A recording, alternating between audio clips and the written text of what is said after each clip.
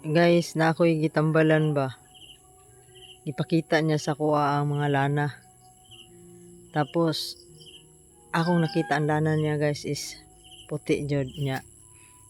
Ipapainom nila guys, daghan kaayo ang mga nakainom. Unya, kini nga tao guys, nagpanggap ra gid ni siya.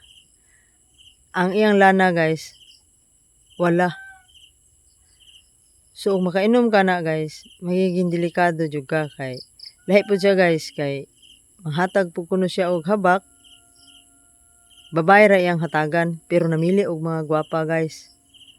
Palihog lang kog share ani nga video guys kay hilig guys siya magpainom og lana. Daghan na ra ba kayong nakainom og lana guys? Murag iyang pampilion gani murag inosintihon og dagway ba.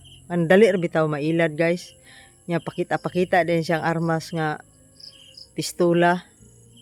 Nya daghan pa kayo siya yun nga makapasar inaani dili madutlan dili man gyud tawo na ipanghagad oy.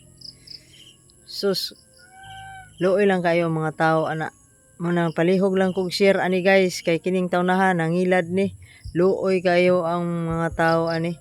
Naa ni banda guys sa kuan. Ano pog. Tapos boundary tanibag. Padong ni og sagay guys. Napo ni siya sa pinamungahan guys. Toledo, strike lang ni guys ani banda ani mga kabukiran guys.